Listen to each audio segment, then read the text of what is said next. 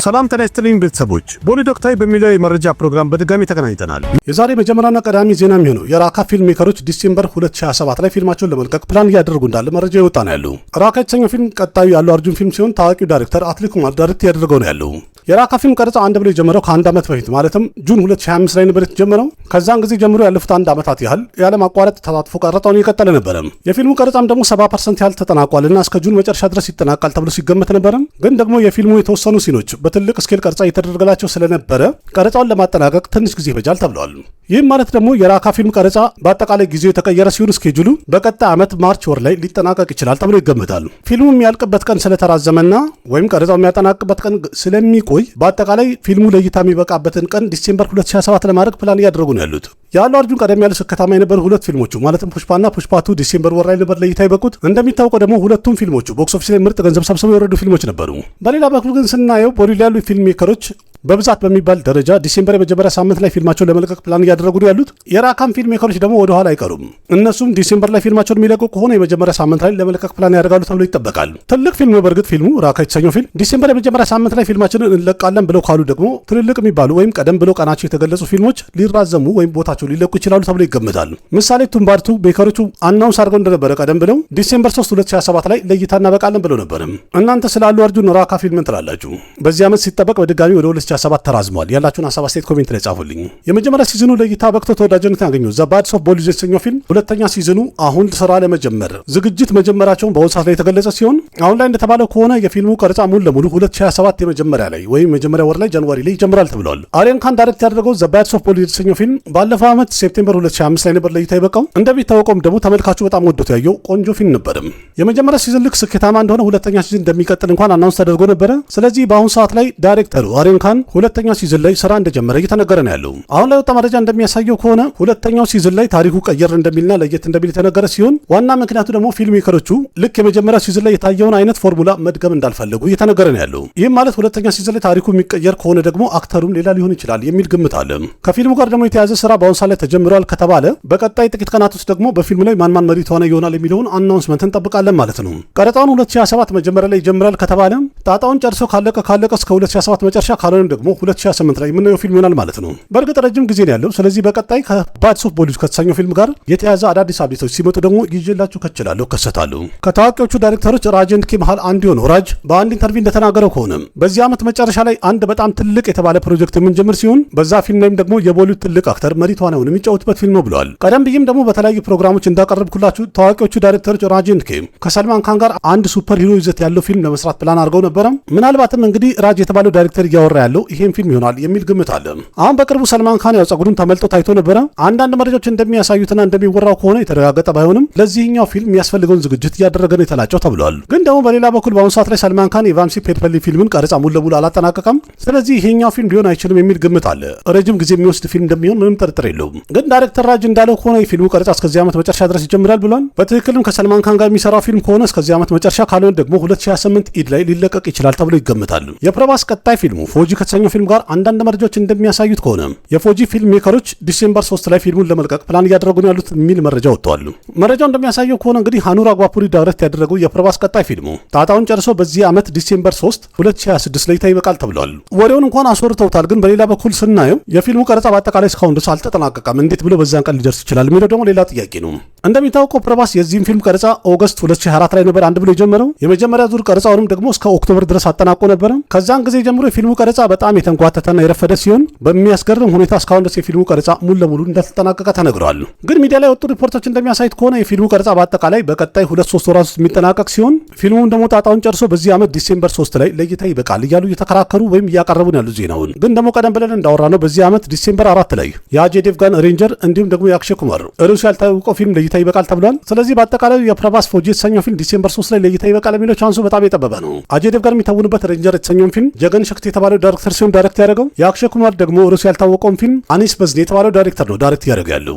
ሁለቱም ትልልቅ ፊልሞች ናቸው። ስለዚህ በቀጣይ የምናየው ፕረባስ የተወነበት ፎጂ የተሰኘው ፊልም ዲሴምበር 3 ላይ ለእይታ ይበቃል ወይስ በሌላ ቀን ይለቃል የሚለውን ደግሞ አብረን ምን ይሆናል። ቪጄ ደብረኮንዳ ከታዋቂው ፕሮዲውሰር ከዲኔሽ ቪጃን ጋር አንድ ፊልም እየሰራ እንዳለ ወይም ሊሰራ እንደሆነ ተነግሯል። ያም ፊልምም ደግሞ ቪክረም ኩማር ዳይሬክት ያደርገዋል ተብሏል። ዳይሬክተሩ ቪክረም ኩማር ማለት ቀደም ብሎ ቢ13 ዩኒፎር እና ጋንግ ቪጂ የመሳሰሉ ታዋቂ ፊልሞችን ዳይሬክት አድርጎ ነበረ። በእርግጥ ፊልሙ ገና አሁን ስቴጁ እርሊ ላይ ነው ያለው ወይም ደግሞ ገና መጀመሩ ነው።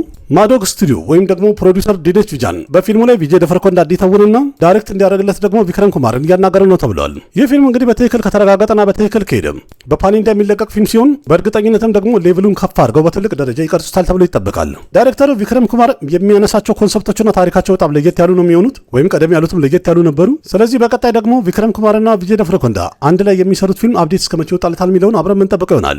ሌጀንደሪውና ዝነኛው ታዋቂው የሙዚቃ ኮምፖዘር አርዲ በርመን በሱ ህይወት ላይ አንድ ባዮፒክ ይዘት ያለው ፊልም ሊሰራ እንደሆነ አናውንስ የተደረገ ሲሆን የፊልሙ ዳይሬክተርም ኒረጅ ፓንዴ አርዲ በርመን ሆኖ እንዲጫወት ፍርሃን አክተርን እያናገረ እንዳለ ተነግረዋል። ፍርሃን አክተር ቀደም ብለው ባግ ሚልካ ባግና ቱፋን የተሰኙ ፊልሞች ላይ ምርጥ ተወናውን አሳይቶ ነበረ። ምናልባትም ያ ተወናው በጣም ስለመሰጠ ይሆናል የፊልሙ ዳይሬክተር ኒረጅ ፓንዴ በቀጣይ የሚሰራው ፊልም ላይ መሪ ተዋናይ እንዲሆን እያናገረው ነው ያለው። ዳይሬክተሩ ኒረጅ ፓንዴ ቀደም ብሎ ስፔሻል 26 እና ቤቢ የተሰኘው ፊልም ጨምሮ የሜንደር ሲንግ ዶኒን ታሪክ የሚያነሳውን ኤምኤስ ዶል የተሰኘውን ፊልም ዳይሬክት ያደረገ ሲሆን ይህም ደግሞ ባዮፒክ ይዘት ያለው ፊልም ነበረ። ተመልካቹ በጣም ወዶት ነበር ያየው። የአርዲ በርመንን እንግዲህ ባዮፒክ ይዘት ያለው ወይም ታሪኩን የሚዘግበውን ፊልም ለመስራት በጣም እየተዘጋጁበት ነው ያሉት። በአሁኑ ሰዓት ላይ ሁሉ ነገር በትክክል ካለቀ እንግዲህ የፊልሙ ቀረጻ እስከዚህ ዓመት መጨረሻ ድረስ አንድ ብሎ ይጀምራል ተብሏል። የዱርጋ ሰልማን ቀጣይ ፊልሙ አያም ጌም የተሰኘው ፊልም ኦፊሻል የሚለቀቅበትን ቀን አናውንስ አድርገዋል። ይህ አያም ጌም የተሰኘው ፊልም ጋንግስተር አክሽን ትሬለር ፊልም ሲሆን የአርዲኤክስ ፊልም ዳይሬክተር የሆነው ናሃስ ሲዳት ዳይሬክት አድርጎታል። ፊልሙን በ2023 ለእይታ በቅቶ መለያለም ውስጥ ብሎክባስተር የነበረው አርዲኤክስ የተሰኘው ፊልም በእርግጠኝነት አይታችሁታል ብዬ ተስፋ አደርጋለሁ። ስለዚህ የፊልሙ ዳይሬክተር ሲዳት ቀጣይ ፊልሙን ከዱርጋ ሰልማን ጋር የሰራ ሲሆን የዚህ ፊልም ታሪክም ደግሞ በአንድ ጋንግስተር ታሪክ ላይ እንደሚያጠነጥን ተነግሯል። የፊልሙ ቀረጻ ሙሉ ለሙሉ ተጠናቋል። ፖስት ፕሮዳክሽን ስራው በጣም ተጧጥፎ እየቀጠለ ነው ያለው። አሁን ላይ እንደተነገረው ከሆነ ፊልሙ ጣጣውን ጨርሶ ኦገስት 20 2026 በዓለም አቀፍ ደረጃ ለእይታ ይበቃል ተብሏል። የፓፓን ከሊያን ቀጣይ ፊልሙ ወይም ኦጂ ሁለተኛው ክፍል እንደሚሰራ ተረጋግጧል ወይም አናውንስ አድርገዋል። በአሁኑ ሰዓት ላይ ለፊልሙ የሚያስፈልገውን ፕሪ ፕሮዳክሽን ስራ አንድ ብለው ጀምረዋል። ከትንሽ ቀን በፊት ቀደም ብዬ ቦሊውድ ወቅት ላይ ነግሬያችሁ ነበር። ናኒ የሚሰራበት ብለዲ ሮሚ የተሰኘው ፊልም ስለሚዘገይ ወይም ቀረጻውን ስለማይጀምር የፊልሙ ዳይሬክተር ሱጂት የኦጂ ሁለተኛውን ክፍል ለመስራት ዝግጅት እያደረገ ነው ብዬ ተናግሬ ነበርም። በአሁኑ ሰዓት ላይ የፊልሙ ፕሮዳክሽን ካምፓኒ ራሱ አናውንስ ያደረገ ሲሆን ይህም ማለት ደግሞ ኦጂ ሁለተኛውን ክፍል ለመስራት ስራቸውን አንድ ብሎ ጀምረዋል ማለት ነው። ኦጂ የመጀመሪያ ክፍል ቦክስ ኦፊስ ላይ እንኳን አቬሬጅ ሆኖ ነበር ያለፈው። ምክንያቱም ፊልሙ በአጠቃላይ 250 ከሮር በጀት ወጥቶበት የህንድ ቦክስ ኦፊስ ላይ በአጠቃላይ በኔት ኮሌክሽን 192 ከሮር መሰብሰብ ችሎ ነበረ። በዓለም አቀፍ ደረጃ ደግሞ ፊልሙ 295 ከሮር ብቻ መሰብሰብ ችሎ ነበረ። ፊልሙ እንኳን ቦክስ ኦፊስ ላይ አቬሬጅ ሆኖ ነው የወረደው፣ ግን ሁለተኛ ክፍል እንደሚሰራለት ከመጀመሪያ ቀደም ብሎ ፕላን አድርገውበት ስለነበረ ኦጂ ሁለተኛው ክፍል በአሁኑ ሰዓት ላይ ፕሪ ፕሮዳክሽን ስራው አንድ ብሎ ተጀምረዋል። እንደተባለው ከሆነ የፊልሙ ቀረጻ ሁሉ ነገሩን ጨርሶ ኖቬምበር ወር ላይ አንድ ብሎ የሚጀምር ሲሆን ይህም ማለት ደግሞ እስከ 2027 መጨረሻ ድረስ ፊልሙ ለእይታ ይበቃል ማለት ነው። በእርግጥ በአሁኑ ሰዓት ላይ ብዙም አፕዴት አልወጣም። በቀጣይ ደግሞ ከኦጂቱ ጋር በተያያዘ ተጨማሪ አፕዴቶች እስከሚወጡ ድረስ እንጠብቃለን ማለት ነው። ከረጅም ጊዜ ጥበቃ በኋላ በመጨረሻም የባትማን ሁለተኛው ክፍል ቀረጻውን አንድ ብሎ ጀምሯል ተብሏል። ዘባትማን 2 ወይም ሁለተኛው ክፍል ቀረጻውን 2020 ላይ ይጀምራል ተብሎ ነበረ። ግን ሆሊውድ ውስጥ በተፈጠረው አንዳንድ ስትራይኮች የተነሳ የፊልሙ ቀረጻ መደረግ ወይም መጀመር አልቻለም ነበረ። በዛም የተነሳ ይመስላል ያለፉት ጥቂት ዓመታት የፊልሙ ቀረጻ ይጀምራል ይባልና ከዛ በኋላ ተራዝሟል ሲባል ነበር። ስክሪፕቱ በአጠቃላይ ጁን 2025 ላይ ነበር የተጠናቀቀው። ከዛ በኋላ 2026 ላይ ቀረጻውን ይጀምራል መጀመሪያ ላይ ተብሎ ነበር ጃንዋሪ ላይ። ግን 2026 መጀመሪያ ላይ ባይሆንም እንኳን እስከ መጨረሻው አካባቢ ይጀምራል ተብሎ እንደተጠበቀውም አሁን ቀረጻውን ጀምሯል ተብሏል። ይህንን ፊልም ደግሞ የመጀመሪያ ፊልም ዳይሬክተር የሆነው ማቲውስ ዳይሬክት አድርጓል ተብሏል። ባትማን 2 ላይ ሰቨንስተን ስታይን ሃቪዴንን ሆኖ ሳይሆን ቪክተርን ሆኖ ይተውናል ተብሏል። ሃቪዴን የሚለውን ካራክተር እንግዲህ አንዳንድ መረጃዎች እንደሚያሳዩት ከሆነ የሃቪዴንን ካራክተር ሙሉ ለሙሉ ብራያን ታይሪ ሄነሪ ይጫወተዋል ተብሏል።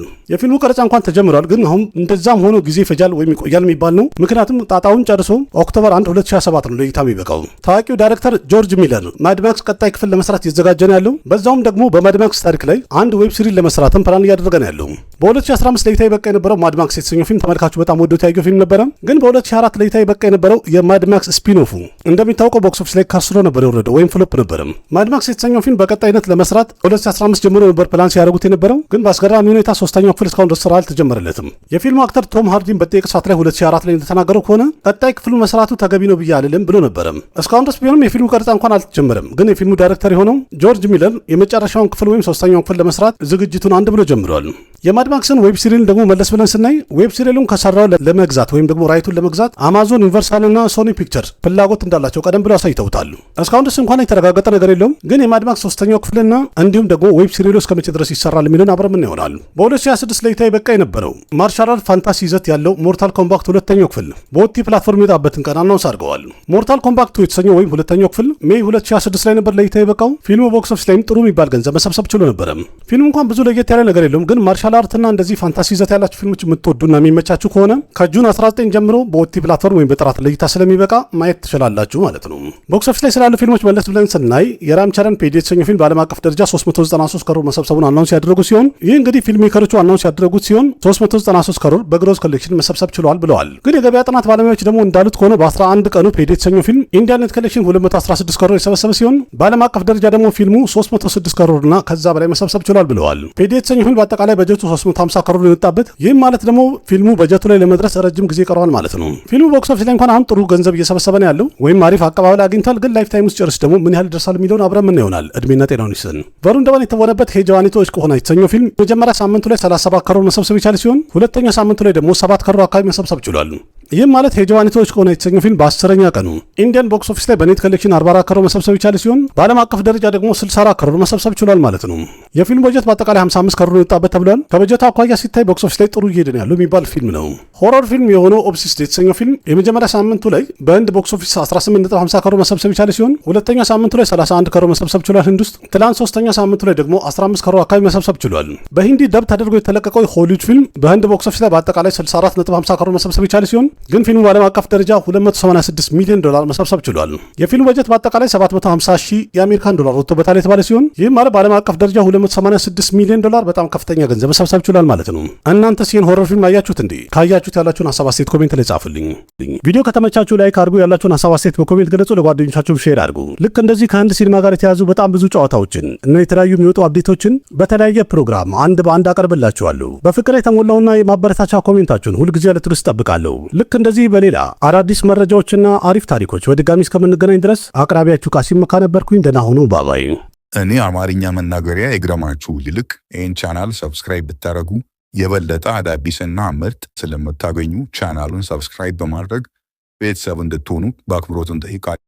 ना जाने कैसा एहसास है बुझती नहीं है क्या प्यास है क्या नशा इस प्यार का मुझ पे सनम छाने लगा कोई न जाने क्यों चैन होता है क्या करूँ हाय कुछ कुछ होता है क्या करूँ हाय कुछ कुछ होता है।